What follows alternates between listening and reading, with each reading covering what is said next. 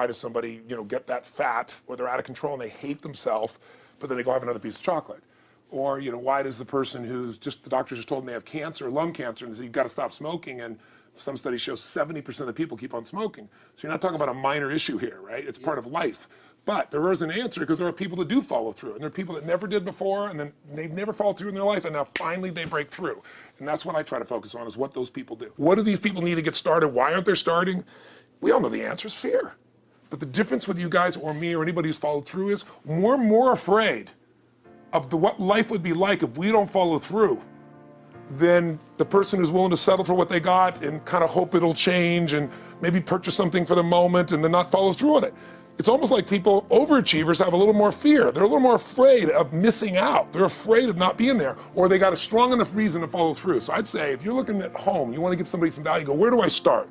I'm sick of this. That's a damn good place. So, because guess what? What makes people excited is progress. You don't have to be at the goal yet to feel alive again. You have to make progress. And the first step to progress is making a decision and buying the product. But then they don't do the second step, which is open the damn thing up. In some cases, it's also a recognition of who I am and what I'm capable of. So for somebody whose life is already great, this is about, what if I could take on another skill that could create more freedom for my life? And just saying, I'm not going to go out and try and do it all perfectly right now. What I'm going to do for the next 8 weeks, I'm going to create a little ritual. I'm going to do one thing a day to condition my mind, right, so that I get strong, so I follow through. I'm going to read something. I'm going to listen to something. I'm going to immerse myself. I'm going to go for an intense jog, or I'm going to go lift weights, but I'm going to do it consciously to get in a state where I'm going to follow through. That's number one, because people follow through when they're in state. Second, I'm going to get clear about why this is a must for me. It's not because my back's against the wall, but because I want to master an area of life that could create some freedom. I'm not going to master it overnight, but I got the system, I got the plan. I'm going to do one thing a day. I'm going to work on one subject a week. This week's going to be about figuring out what the right product or industry is. Next week's going to be basics of building traffic. And each week I'm going to make a little progress, and I'm going to get to a goal, whatever that is. They told me when I was on stage, I had this audience of about 15,000 people at the Continental Center. It was during a stretch break. I was doing what I loved, rocking the house. Everybody's going crazy. And they go, the stock's worth $400 million right now. I was like, wow, that's cool. It's like, okay, I don't want to sound stupid. It's like, what's next? And I went right back to what I loved. Once you break through, then it just becomes a game. The people that are getting your products have not yet broken through in most cases. The breakthrough happens by conditioning your mind every day, by feeding it a role model or story. It's putting yourself in a peak state where you follow through by getting physically strong. It's creating a little ritual of doing a little bit each day, and then you get momentum. But the most important thing of all is what we started out with. Why? Absolutely. Why is it a must for you? It doesn't have to be you're against the wall, but it has to be something you're hungry for, because the only difference in people is hunger. And if you're not hungry, get around people that are hungry and something will hit you. You watch a conversation, you get around people that are doing better, and all of a sudden you start going, my life sucks. I remember I went to a guy in LA. He's one of the most multi-billionaire guy, I'll never forget.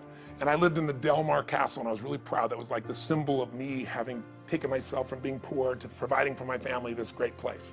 It's built from castles in Europe overlooking the ocean, not far from you. And I went to this guy's house. He's a billionaire. He took me down to his wine cellar. I don't even drink wine. Went through this whole thing. At the end of the night, I was depressed. I lived in the Del Mar tenement, as far as I was concerned. I really was. I was like, I live in a crappy place, and all my standards changed. All of a sudden, I wasn't willing to settle for living that. All of a sudden, my back was to the wall in a different way, because as a man, I knew I was capable of more. So people can change their standard by getting around where it's better. People can change their standard by getting associated with what's true, like the bills they got to solve, the problems they got to do it. Or they can do it because they're excited, because it's something new they want to take on. Everyone's different, but they got to find the why, and they got to come up with some daily rituals to get them going, and just do a step at a time. That's where you get momentum. Awesome. That is awesome. So, think about what's the holy grail between somebody taking action or not. It's one word: certainty. When somebody is absolutely certain, the common word is believe, right? But you can believe at a general level, or you can believe with certain. When you're absolutely certain that if I do this, it's going to get that result, and that result's going to change my life, you'll do it. When you think it absolutely is not going to work, you're never going to do it. The middle no man's land of maybe it'll work, maybe it won't, that's the piece that kills people, right? So if it's a must for you, you got to make it work, right? In our case, right? That's an example. If it's not a must for you and you're not sure, you don't know what to do. So years ago, I'd look around and say, okay, how do people get themselves to follow through that haven't been following through? What's the difference? And I started interviewing hundreds of people, literally, and eventually thousands, because I had thousands of my events. So I'd ask the group to give me their feedback. And I came up with this model. It's like the holy grail of belief, or the holy grail of momentum. It's like the difference between what makes the rich get richer and the poor get poor, right? And the difference we all know is mindset, but like, how's that built? So this is what I did. I created these stupid little 4 little boxes, and I'll scribble it here for you. You think about the first thing that determines whether you can do something or not, and I put that in this first box at the top here on the left side, and it's potential. Like, what's the potential of a human being? Like, when you guys started, you proved something no one had done in history. You ran the 4-minute mile, right? For golly knows how many centuries, they're trying to run a 4-minute mile. Roger Bannister does it. How did he do it? Do you remember? You did it in this industry, right? You made $1 million in a day. No one had ever done that in history, right? After you did it, a bunch of other guys are doing it because it became possible. Roger Bannister didn't just go physically practice. He made a shift in his head. He practiced in his head because he could never achieve it physically, so he had to change in his head first so that the result became certain enough he believed it, and then his body got him through. After Roger Bannister ran that 4-minute mile, within 2 years, 37 people ran a 4-minute mile. Wow. When no one in history had ever done it. Now here's how it works.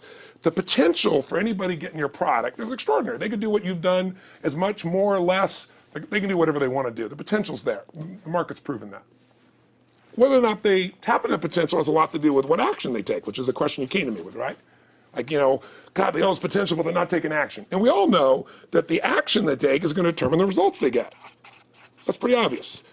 So most people have a belief about what their real potential is no matter what you tell them. And that affects how much action they take. And of course that affects the result. And then ironically, that result reinforces their belief. And then that belief affects it. So I'll give you an example.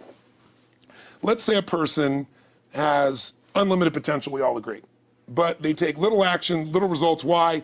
Because they have to start with a problem with their belief. They don't believe it's really going to happen for me. Maybe for Frank Kearns because he's got the cool hair and stuff, or maybe it's for you because you're so driven, but it's not me. Maybe Tony Robbins because he's a freak, got these big teeth. Whatever their thought process is, right? They got this thing, right? But what happens is, if you believe that there's very little potential, how much action are you going to take? Nothing. Nothing, little. And when you take little potential with a little action, what kind of results do you get?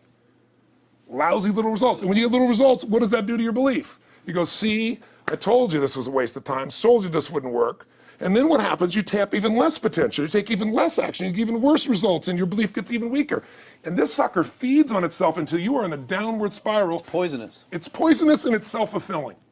Now, what if something could happen that could come along and fill you with a sense of absolute certainty? Not like I believe, but mean where you know. In you guys' case, mine as well, we knew because we had to. Because we burned the boats. There was no other option. We had to find a way. We weren't going to live that way. We all did it in different ways and for different reasons, but in essence, that was it. If you get yourself in a state of certainty that this is going to work, I'm going to find the way, and if this doesn't work, I will make the way, then you tap a lot more potential. And when you're certain in your potential, you take massive action. When you take massive action, you really believe in something, you get great results. When you get great results, your brain goes, see, I told you I was a stud. I told you this thing would work out. Now you're even stronger. You tap more potential, take greater action, greater results. That's how you went from $300 in a week to $2,500 in 5 days to $100,000 in a month to $1 million in a day. Same thing with you. And we get momentum. That's why the rich get richer and the poor get poorer. Now some people go out and they go, well, I'm going to take a bunch of action. All right, I'm going to open this product. I'm going to try it. And they'll say to you, I even did it. But it's like a salesman who goes and knocks on the door, and he knocks on 100 doors and says, you don't want one of these, do you? yeah, exactly right. You know? And even if he doesn't say it verbally, his face says it because he doesn't believe it's going to work. So his voice, his body, the execution is so weak. Maybe if he talks to 100 people, somebody's going to buy out of pity. They don't want his kids to starve, right? But he's not going to get the result. So the core difference in people is, how do you produce certainty when the world isn't giving it to you? You go out and you try and you try. In your case, you're 100,000 in debt and nothing's working. How do you keep yourself going? The way you did it, the way I did it, the way you're doing it, we may not have done it consciously, is we didn't change our potential. That was there. And it wasn't even taking more action. Taking more action with a belief it's not going to work, it's not going to change anything. We got results in our head that made us feel certain as if it had already happened. Now here's the difference. The potential was there the first time, and you took action, and you got a result. But it was 50% less than what you did later on, and the only difference is they changed your belief. How did I change your belief? We didn't work harder on your potential, we didn't take more action. I got you to see the result in advance. I got to see it vividly 2 or 3 times, that's all. Of going further, and then your brain went, oh, I know what to do. Boom, it went there. Isn't that what you did by looking at your cars every single day and envisioning it? I mean, isn't that what you did when you created whatever the vision was? It was $300, $2,500, $1 million in a day? Yeah. That's what's missing for these people. They're not getting that execution is everything, but it doesn't happen if you don't get the psychology set of a state of total certainty. What is that difference in people? This changes people's certainty. People are uncertain they're going to succeed. They want it, but they're afraid. The best way to deal with a fear is get a big enough reason that makes you have to succeed, or condition yourself where you see it and feel it so often that you're certain that you just do it. That's all it really takes. I'll tell you what, I worked with Andre Agassi in 1993, I think it was. He'd been #1, he dropped to 32nd in the world, and he was literally ready to quit with no exaggeration. His father was managing him and he was so angry with his life, and he went through some, I think, wrist surgery at the time, and he's working on his swing, and he was dating Brooke Shields at that point. They weren't married, even not his current marriage, obviously. And so she said, you gotta come see Tony. She goes, I don't need motivation. He goes, he's not motivation, man, he's strategy. He'll show you how to make that shift in your head. So he comes, I work with a guy. In the beginning he's saying, do your magic stuff. Like, oh yeah, great, thank you. And I said, tell me, if you ever hit a tennis ball perfectly, and I'm trying to get him in the zone to remember that time, like you visioned, where he was perfect at it. He goes, of course I have. And I get him vision over and over again. And finally he's in the zone, he's feeling that again, right? He's seeing it and he's feeling certain, and the swing is going perfect. And I said, how's that feel? He goes, it feels perfect. I said, but are you thinking about the swing? You're not thinking about the swing. You're not thinking about how to do it. You're just seeing the result you want so vividly that it's there. So all I did was train him how to go in that state over and over again. He won the next weekend. The second weekend he came in second. Within 6 months he was #1 in the world again, and he gave me unbelievable credit. But all it was conditioning the mind. You did it with tape, so did I. We were just talking about this earlier, Pam and I used to go when I was 17 years old down in downtown Los Angeles, this place called Night Education, K-N-I-G-H-T, like in the night. And I'd save up all my money, work as a janitor, and I would get these tapes and listen to these things over and over and over again. I went there for years, and I didn't have enough money, and I leveraged everything I had, but I knew how to train my mind. It's the one thing I knew how to do. This man's name was Mario. I saw him in his 80s. He obviously knows how my life turned out and was very proud of the role he played in that process. He used to tell people the story. This guy's the real thing. He didn't just start out this way. This is how Tony did it. He listened to these tapes. He conditioned himself, right? This is the real stuff.